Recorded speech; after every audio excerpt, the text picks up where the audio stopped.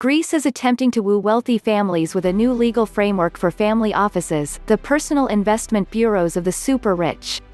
The framework, which was voted through an unusually snowy parliament on Wednesday, the 17th of February, grants low taxes for family offices in the hope they will generate local prosperity.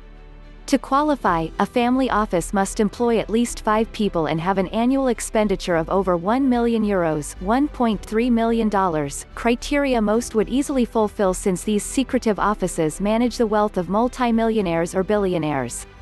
They will then receive an effective tax rate of 1.7% and zero VAT on internal transactions.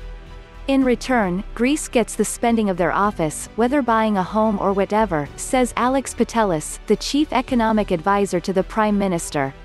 But they might also decide to support the arts, or a museum or sports.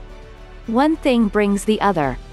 Then there are the broader knock-on effects, says Patelis. A family office has spillover effects in nurturing the development of ecosystems, be it in estate planning, asset management, etc.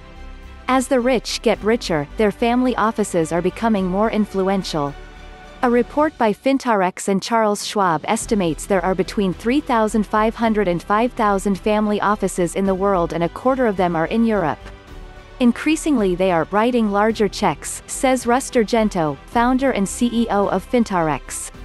There are families that write $50 million, $100 million plus checks, no question about it. For this reason, countries from Singapore to Switzerland are rolling out the red carpet for these financial firms, offering low taxes and favorable regulation to get a piece of the family office pie. This runs contrary to tax campaigners who are calling for governments to tax the rich more not less, particularly in light of coronavirus relief packages. A controversial tax amnesty that allows more than 5,000 alleged tax evaders to escape prosecution was granted by Greece's parliament in November. Critics said the amnesty would only reward tax evaders while curbing the powers of public prosecutors.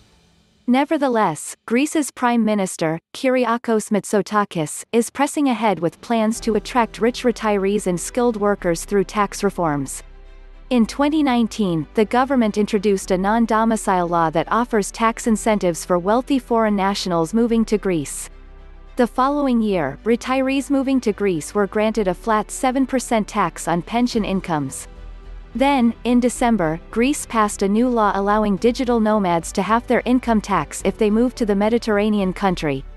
Only now Mitsotakis has rich Greeks in his sights.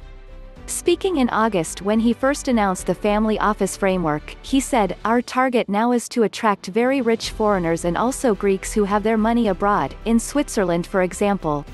Mitsotakis wants to repatriate some of the wealth that has flowed out of Greece since the 1970s.